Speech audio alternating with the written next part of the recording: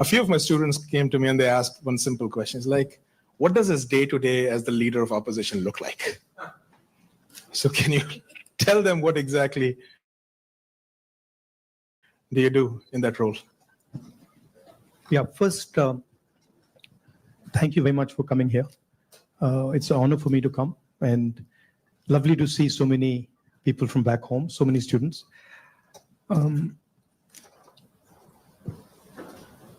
See, opposition, at its heart, is the voice of people. So, if you have parliament, of course, there's a whole sequence of events that go on. But what you're generally thinking about is where and how can I raise issues of the people of India? And you're thinking from a individual perspective, and you're also thinking from a group perspective.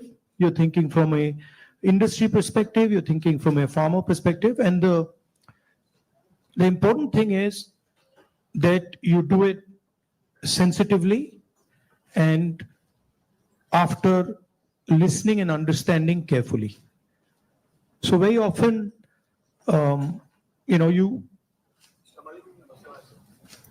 you see an issue in the beginning.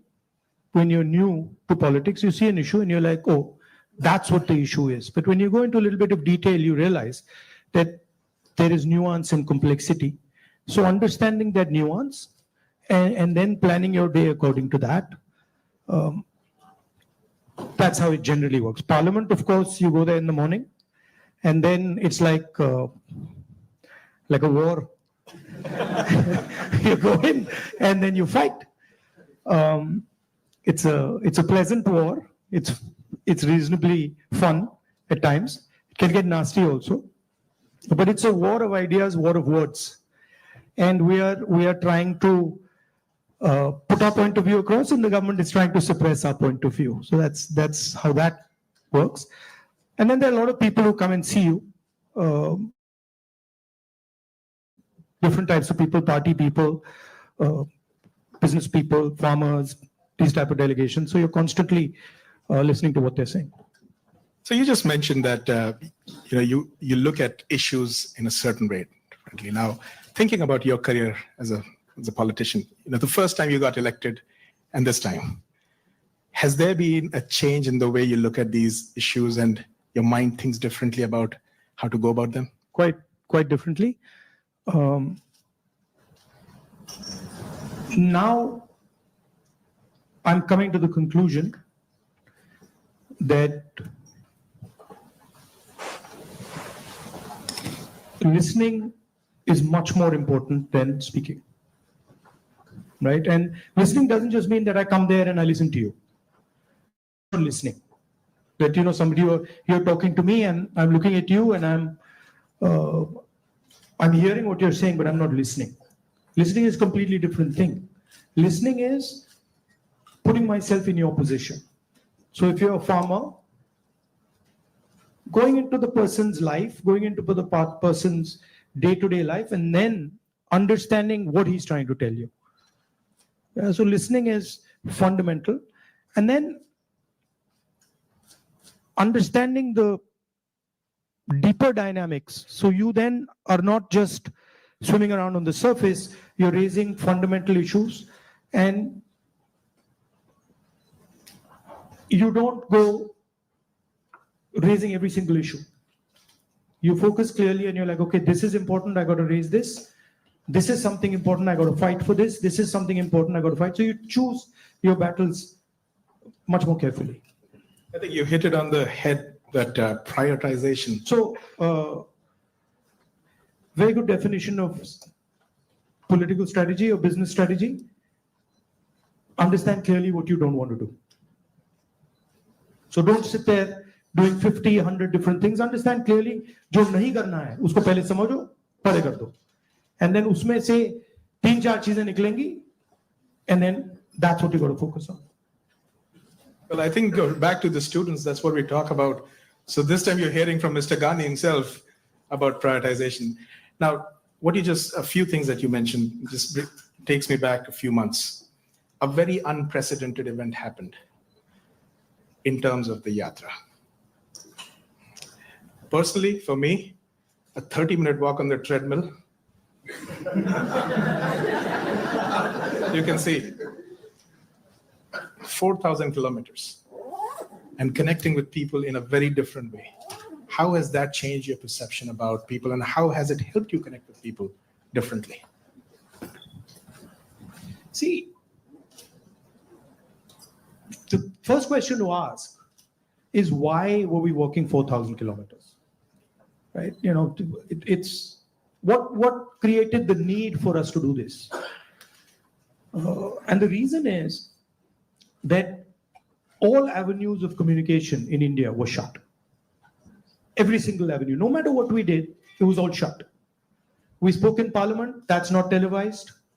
We go to the media, they don't pick up what we say. We even go with documents to the legal system, nothing happens. So all our avenues were shut. And for a long time, we literally couldn't understand how to communicate. And then suddenly we hit upon the idea कि भाई अगर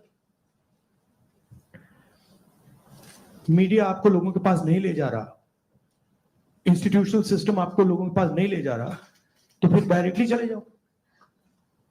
And then what better way to go directly than to literally go walking across the country? And so that's what we did. And I must tell you, in the beginning itself, I had a little bit of a knee problem. So 3-4 days into it, I was like, "Ye kya kar diya?"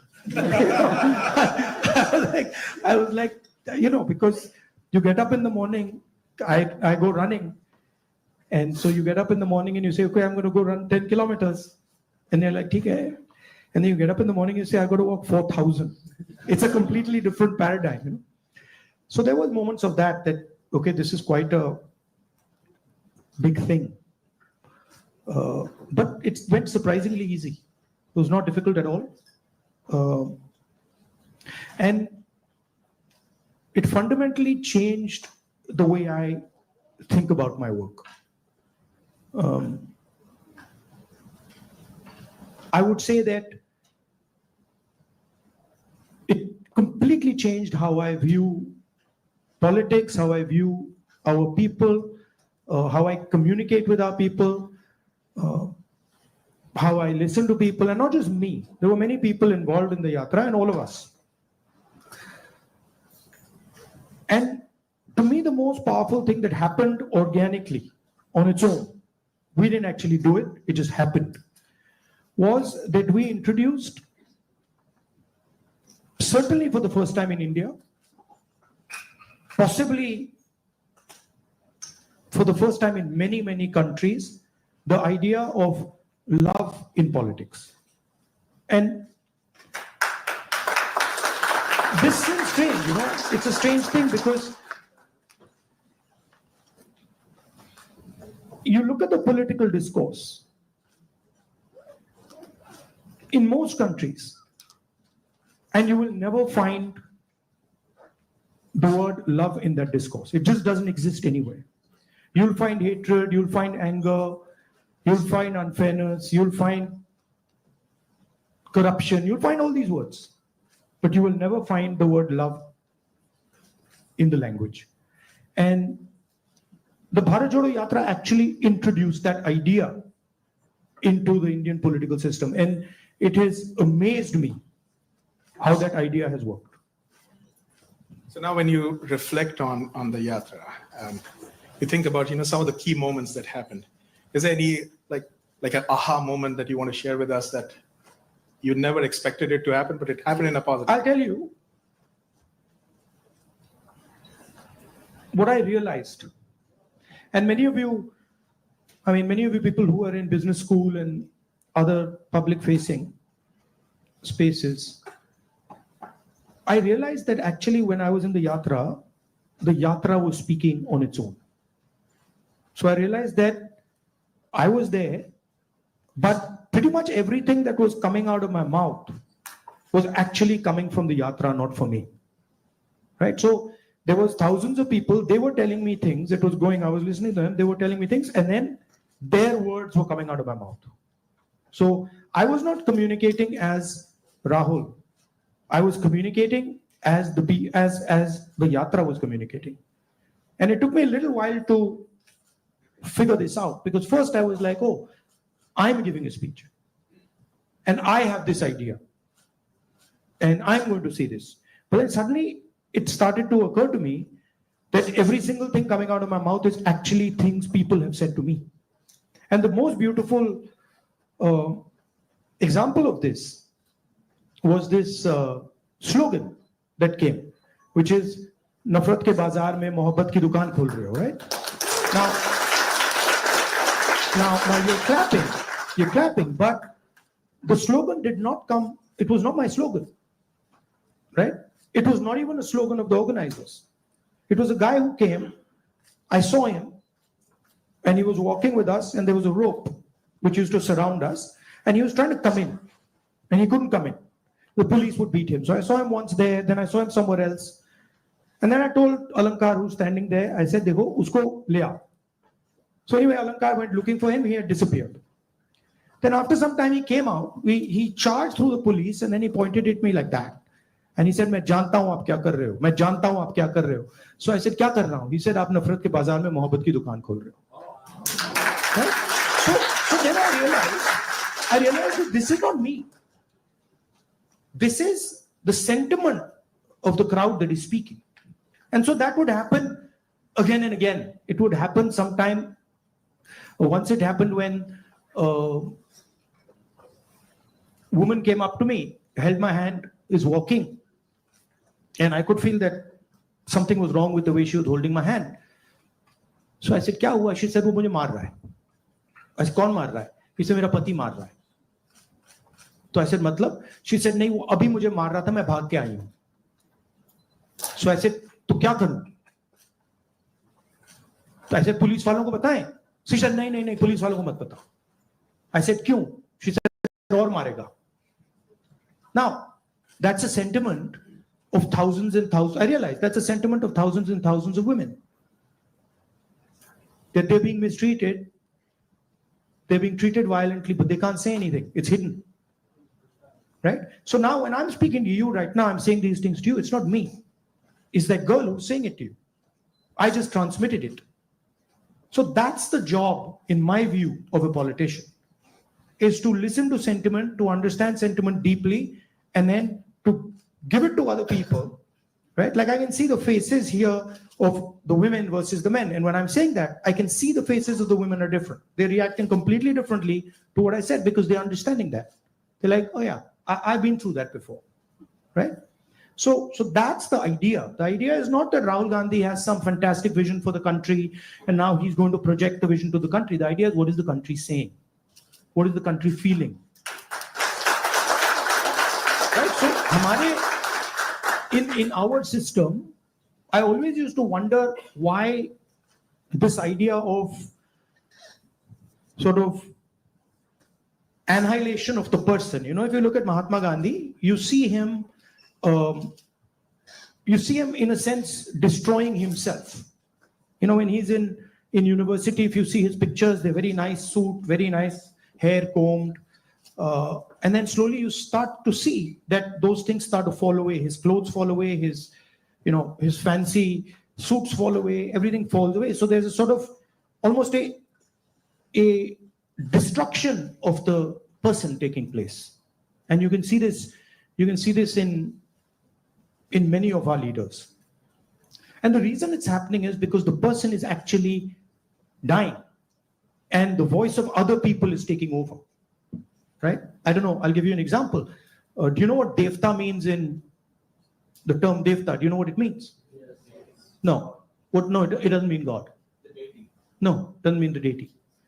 So devta in India actually means a person whose internal feelings are exactly the same as his external expression.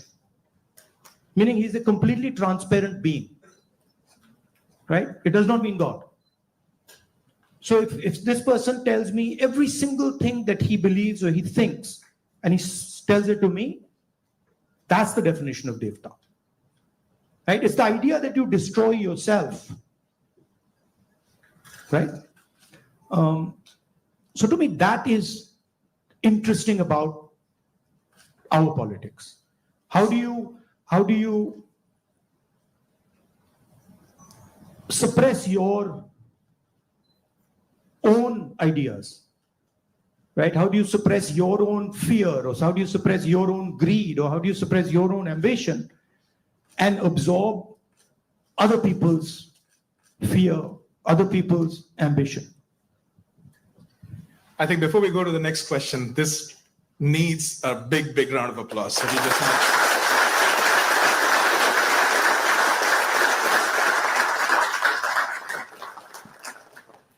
If you look at our big leaders, and historically,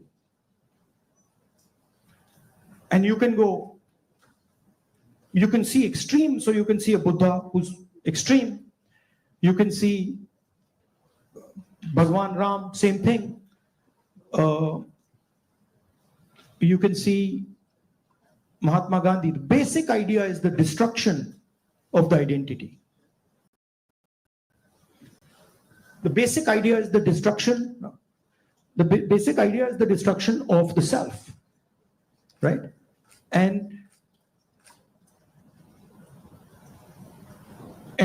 listening to what others are saying. So to me, that's Indian politics. That's the heart of Indian politics, and that's what an Indian leader is. That's how an Indian leader is different than, say, an American leader.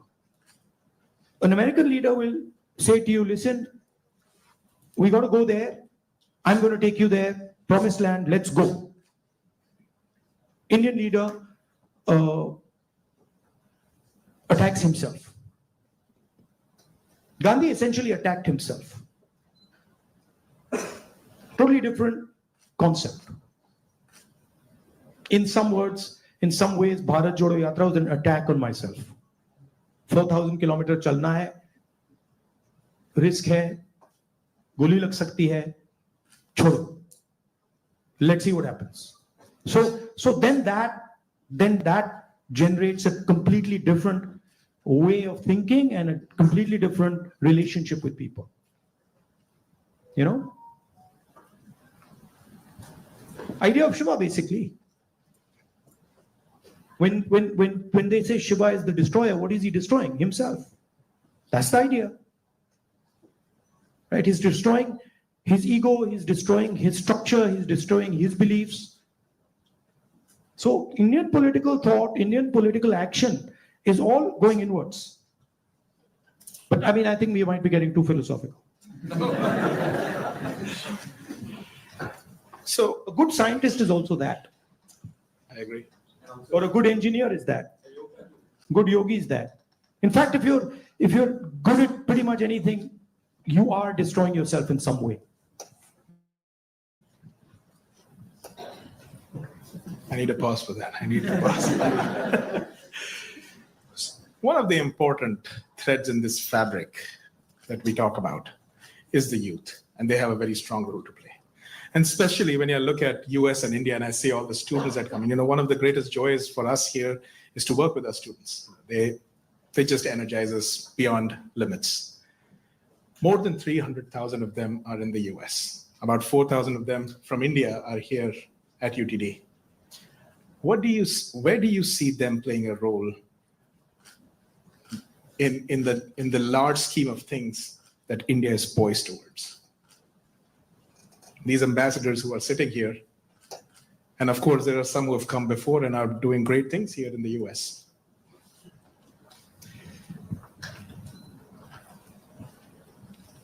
In one way, there you are a bridge between the rest of the world and India. So you have ideas and values that you bring to the United States. And often often those ideas and values might not be understood so easily in the United States, right? There's a different cultural ethos, different cultural system here. But your ideas are as valuable as anybody else's. In the same way, they also have a culture, an ethos here. Today I met some young guys just before I came here who came to the United States, not students, but people who, driving trucks and stuff like that. And they were saying to me, look, I said, what do you like about the United States? And they said that what we love about the United States is the idea of equality. That a truck driver in the United States gets respect. And as a truck driver in India, there's no way I could get respect, right? Equality is a very powerful idea. And it's an idea that can help India in huge ways. So if you take back the idea of equality, take back the idea of fairness, that's a very powerful thing. So I think you should see yourself as a bridge. And the other thing is, what I've noticed in my life is that individuals can do huge things. And often it's individuals who you don't expect are going to do big things that do it. So system will say to you, university might say to you, these are the best students. And you'll find that actually the guy who's going to make change is sitting somewhere else in the back. And the university has a way of, making that person feel uncomfortable and said, you're not doing well, your grades are not, you're not getting a 4.0. And then suddenly you find the guy who's not doing so well has done much better in life because he's into the habit of questioning things, asking himself, why is it like this and not like that? And sometimes institutions don't react well to that. If they see you always asking questions, they might say, yeah, disturb kar raha hai isko, chup karo, piche bhejo. So that idea of questioning, that idea of resistance, that idea of being a little disruptive, disturbing a little bit, this is a very powerful idea. I use it in my work also. The idea of creating a disturbance. The Bharat Jodo Yatra was a disturbance. Politics is going on like this, let's disturb it. We don't like the way it's going on. We want to do it like this. So I think that's powerful. If you understand the culture you're operating in, understand your culture, and then have this sense of, how can I do something to bridge it? How can I do something to disturb it? It's powerful. Talking about the same youth, I think the life of anybody who's young and is in some, like the 20s, the life is like a soap opera. Every day there is a new challenge. There is something that is the life of somebody who's in his 50s, 60s, 70s. The soap opera continues. It's not that the soap opera stops at 30. Yeah? Let me tell you. In fact, in many ways, the soap opera becomes much more dramatic later. Multiple soap operas start up. But so they have concerns. They have concerns about doing well in life. They're starting off maybe a professional career. They have questions about whether they'll do well or not. Employment also happens to be a key area and I feel across the world right now, the youth is kind of rippling through that, a phase where there are questions about where they will land professionally from an employment perspective. So when we connect any sentence which has the word youth and employment in the same sentence, it's a cause of worry at a lot of places at a lot of different levels. What do you have to say about employment and our youth? See, first of all, let's be clear. Not everywhere on the planet has an employment problem. Okay? The West has an employment problem. India has an employment problem. But there are many countries in the world that don't really have an employment problem. China certainly doesn't have an employment problem. Vietnam doesn't have an employment problem. So there are places on the planet that are not struggling with unemployment. There's a reason. If you look at the United States in the 1940s, 50s, and 60s, they were the center of global production. Anything that was made, cars, washing machines, TVs, all made in the United States. production moved from the United States. It went to Korea, it went to Japan, eventually it went to China. And if you look today, China is dominating global production. You go to India, you look at the phones, you look at the furniture, you look at clothes, you'll see on the back, made in China. That's a fact, right? So what has happened? The West, America, Europe, India have given up on the idea of production and they've handed it to China. The act of production creates jobs. What we do, what the Americans do, what the West does, is we organize consumption. Okay? Uber is organizing consumption. Okay? Foxconn is organizing production. Mahindra organizes production. Bajaj organizes production. These are the guys who create the jobs. And that is the problem. You're never going to employ India using IT, using consumption. It's not going to happen. So India has to think about the act of production and organizing production. And India has to, it's not acceptable that India simply says, okay, manufacturing, what you call manufacturing or production is going to be the preserve of the Chinese, it's going to be the preserve of the Vietnamese, it's going to be the preserve of the Bangladeshis, right? Bangladesh completely outcompetes us in textiles. Regardless of the problems they're facing right now, they wiped us off. They wiped us clean in textiles, right? So we have to reimagine how to produce in a democratic environment. Until we do that, we will face high levels of unemployment. And frankly, it's not sustainable. So you're going to see that if we carry on down this path of forgetting about manufacturing, you're going to see massive social problems coming in India and in the United States and in Europe, right? The polarization of our politics is because of this. We're getting ready to ask a few questions from the audience. Can we have the runners with the mics? But while we do that, Rahulji, in this, what you just spoke about, that even if people are fine with the way their jobs are and they're secured, we have a new challenge in the name of AI. And there's a lot of fears around that AI is going to take jobs away. Do you feel so as well? Again, see, every time you get a new technology, the argument is made that it's going to take jobs away, right? When computers first came, it's going to take jobs away. When calculators first came, it's going to take jobs away.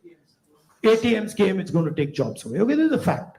Now, what happens is, it does take jobs away from some people and then transfers them to other people, right? So I'm not of the view that jobs will vanish, but different type of jobs will be created and different types of systems will benefit more or less, right? I think, for example, the IT industry in India is going to have a real big, serious problem because of AI. But I don't really think a Bajaj making scooters is going to have such a big problem, right? So it's going to hit different people differently.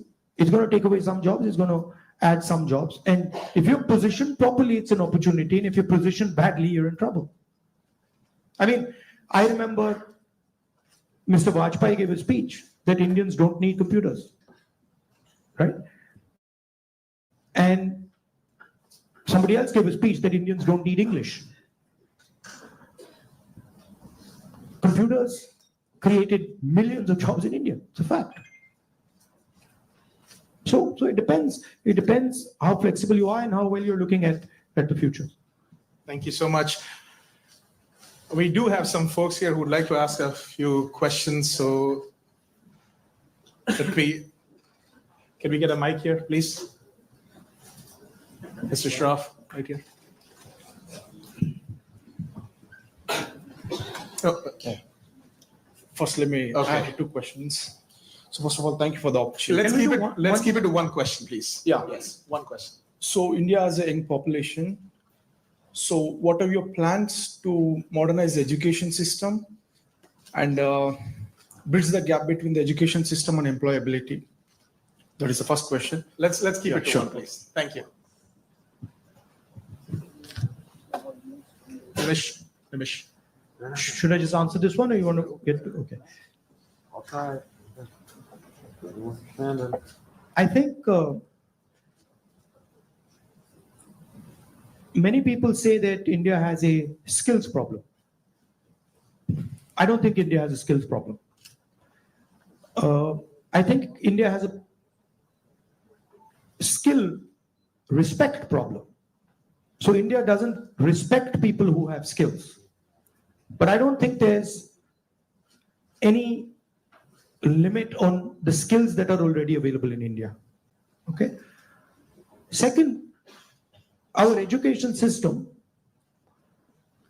doesn't connect with the business system. So you have a business system that is operating on its own, and you have a sort of ivory tower education system. And the education system in no way connects deeply with the skill structure of India. So I think bridging that gap, linking those two systems of skill and the education system, vocational training, I think is fundamental. I think currently huge problem in the education system is the ideological capture. So, feeding ideology through the education system. Most of our vice chancellors today are placed by the RSS. It's an organization that has a very particular perspective on life, on history, on the future. That's really damaging. Having one organization that is placing all its people in our education system, I think that's damaging. So ensuring that people who run our education system are independent, are not, ideological, or are not committed to sort of a particular way of thinking, I think is important.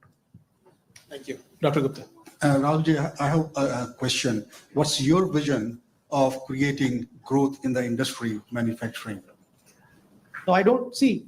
Again, what I think is not as important as what the large mass of Indian people think, right? One problem that you simply cannot solve if you continue on the direction we're on is giving our blue-collar workers jobs. You simply, if you carry on this road, you simply cannot do that, right? The only way you're going to give our large mass of people jobs is if you start producing things, if you start manufacturing. And the foundation of manufacturing, you don't just start manufacturing cell phones, right? It is a sequence, right? So you have to go up the value chain if you want to manufacture. A lot of people say, oh no, you can manufacture cell phones directly. Well, cell phones are not being manufactured in India. Cell phones are being assembled in India. It's a different thing. Meaning components are coming from China and those components are being assembled in India, right? The reason China can develop those components is because they have a huge infrastructure that has manufactured many different things, many different types of things before. So you cannot get away from that basic stuff. And I think you have to have a vision for production. For example, our GST is designed against production. It rewards consumption, it punishes production. States that produce are harmed, right? Large monopolies huge monopolies harm production, right? They influence the policy regime so that players cannot produce. So these are some of the things that you would have to look at if you want India to start producing. I'm convinced India can produce with no problem. I'm convinced that India can take on China if you start aligning the country for production and if you start respecting skills. I'm absolutely convinced of it. And states like Tamil Nadu have already shown it. Like it's not that Indian states have not done it. Pune has shown it, Maharashtra has shown it, Tamil Nadu has shown it, Karnataka to an extent has shown it, right? So it is being done, but it's not being done at the scale and with the coordination that it needs to be done. I'll give you an example. You take any district in India, you will find that there is a historical network that produces there. You go to Moradabad, you will find brass, right? You go to Mirzapur, you will find carpets. You go to Bellary, you will find jeans. So each district has a traditional network of production. Now, how much support are those people getting? You want to create a brass industry, create it in Moradabad. Open the banks to them, infuse technology, support them, and I guarantee you, they will take on China, right? And you can do it in every district. You support the Bellary jeans industry. You put in a couple 100 crores into that thing. You open the doors of banks to them. I guarantee you they'll get to work, right? But currently, I mean, a simple statistic: 16 lakh crore rupees of bank loans have been forgiven to 25 people. 25 people, right? Do you realize how many industries you could set up with that? And they've just been forgiven, right? When we forgive farm loans and we say, okay, we're going to forgive 70,000 crores for all India's farmers, the press suddenly jumps up and down. And 16 lakh crores have been forgiven without a word. And whose money is it? It's taxpayers' money. Where's it come from? It's come from your pockets. So why should 20 people get this massive free gift? Why should one person, suddenly have all the ports, all the airports, all the defense contracts? What is happening when you do that? You're taking away money from people. Instead of having one business that runs all the airports in the country and one business that runs all the ports, you could have 10, 15, 20, right? So it's all destruction of economic activity. Thank you. We can take something on this side. Can we have the mic? Can we please have the mic here? Rakshit, go ahead.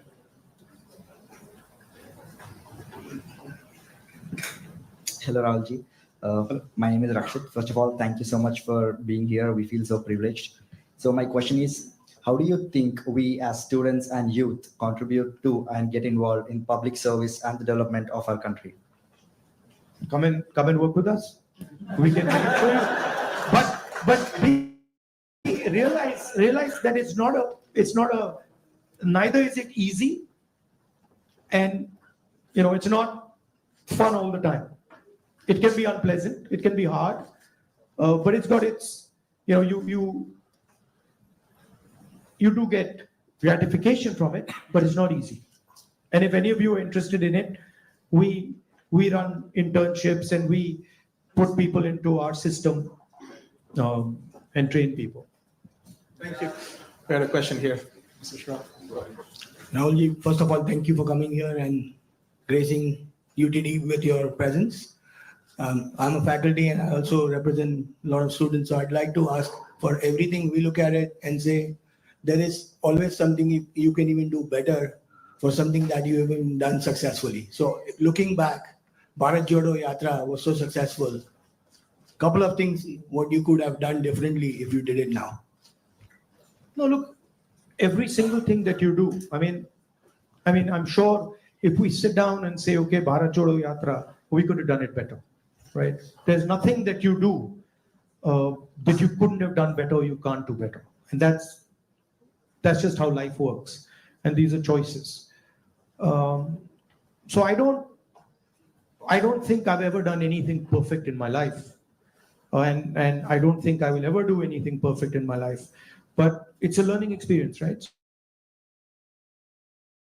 So you do it again, then it works. Yeah. Thank you. Take another question.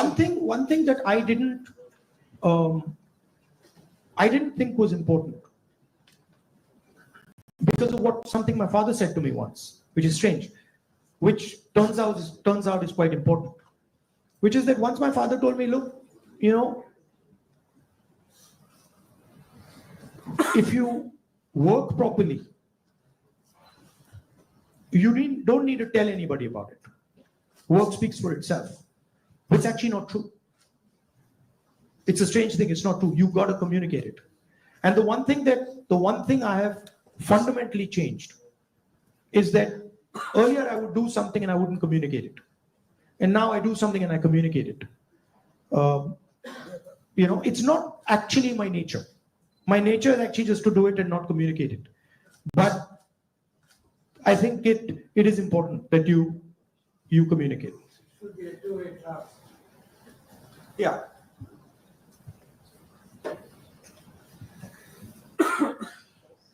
All right. Yes, let's go there. Can we have the mic? My eyes feel like a lot of machine right now. I'm trying to pick up which one I see. Where is the mic? Jitesh? Go ahead.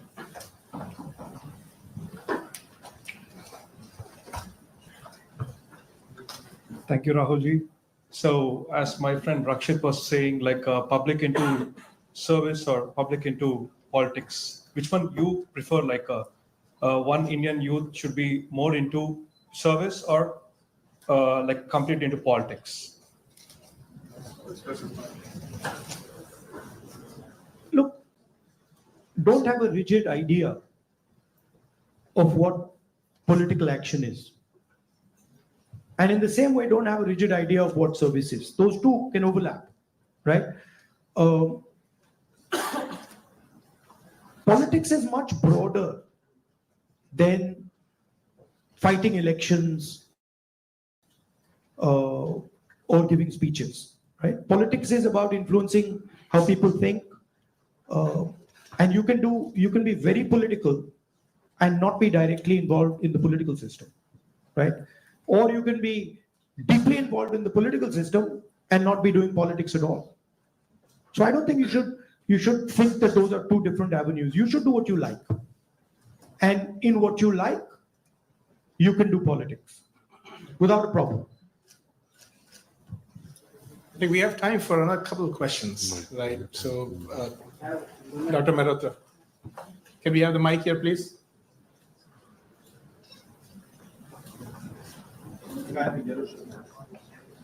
I'll get it. Okay.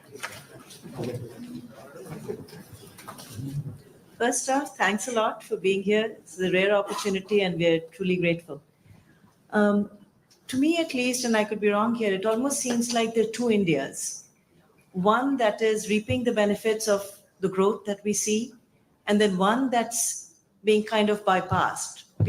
There's still unacceptably high number of people living in abject poverty who don't even have access to the very basic of quality education. What vision do you have to ensure that this India that's kind of been cut off at least gets some benefits, and that it's a little more equitable, the benefits of India's economic growth? There are clearly two Indias, and very small percentage of people benefit from India. The vast majority of people don't benefit from it. And if anybody talks about building a country, talks about progress, You simply cannot ignore this fact, right? If you look at our institutions, our businesses, our legal system, anywhere, you will find that it's captured by a very, very small percentage of people.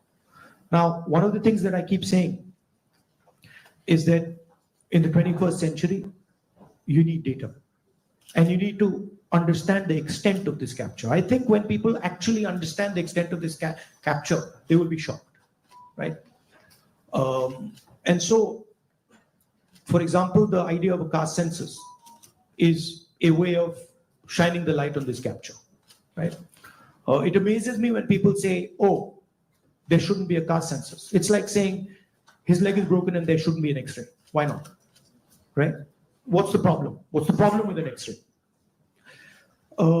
Second thing is the issue of skill, right? You've heard of the Eklavya story? You've heard of the Eklavya story? If you want to pin down what is happening in India, it is millions and millions of Eklavya stories every single day. The people with skill, their thumbs are being cut off. They're not being allowed to operate. They're not being allowed to thrive. And it's happening across the board.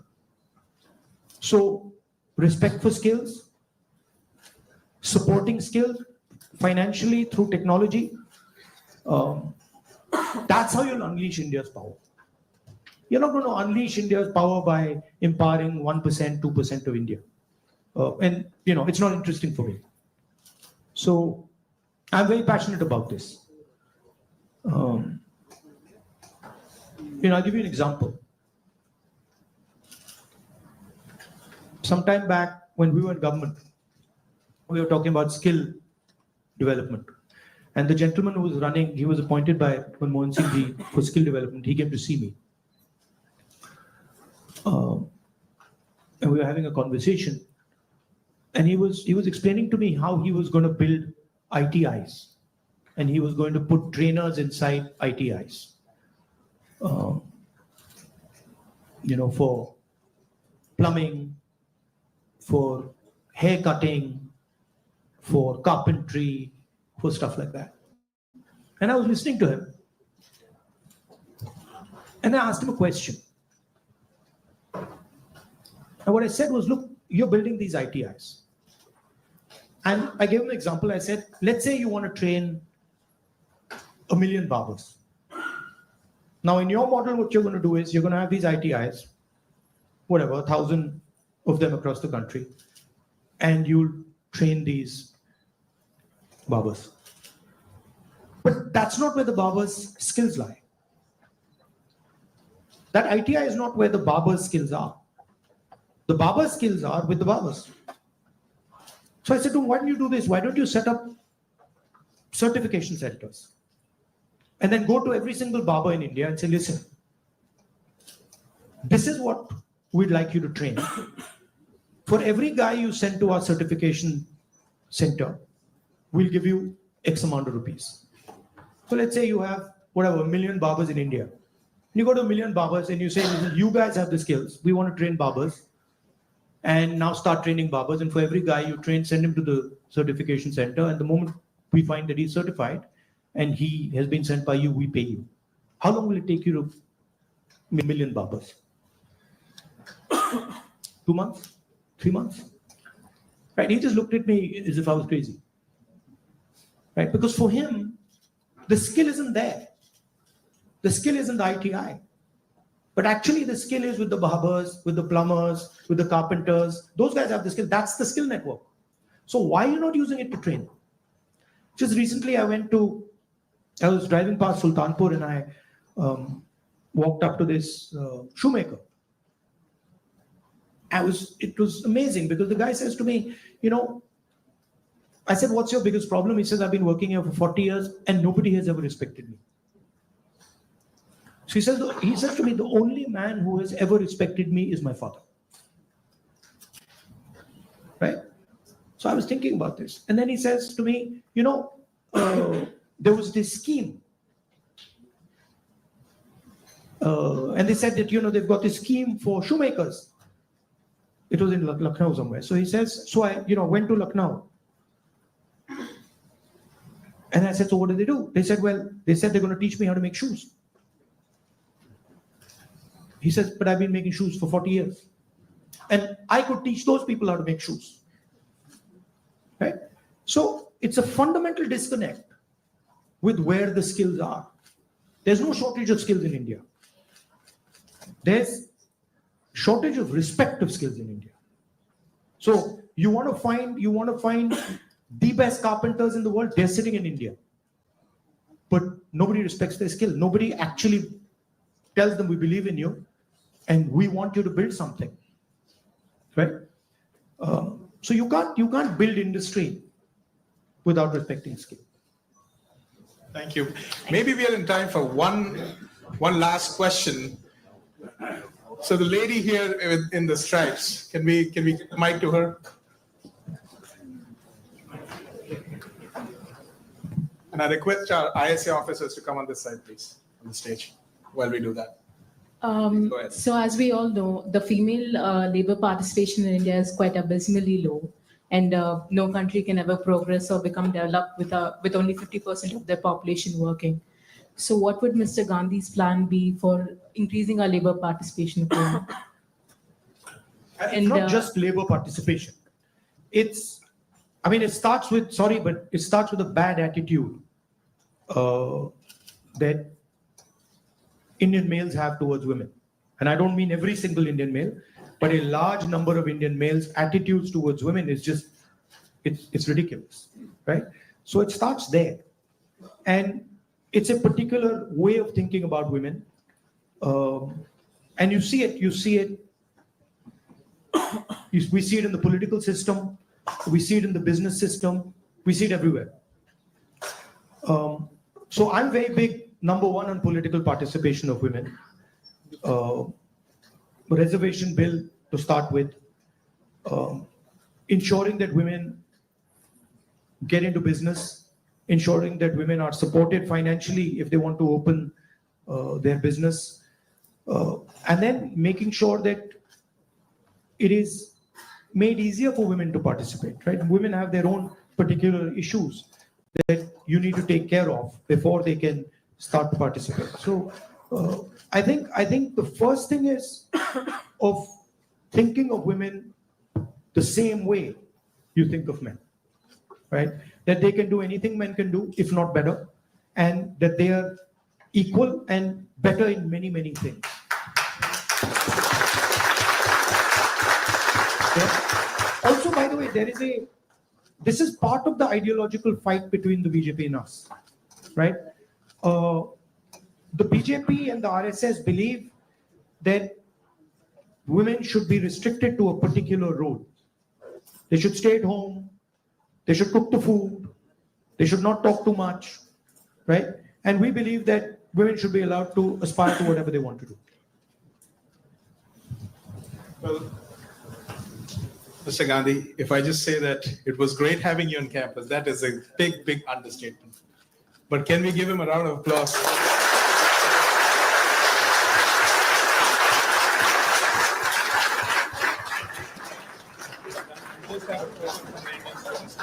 All right, at this point, folks, let's be in our places. Mr. Gandhi, once he exits the room, we can all, in an orderly fashion leave. But I would like a few of our ISA officers here, who are the organizers for the event, to just present a token to Mr. Gandhi here.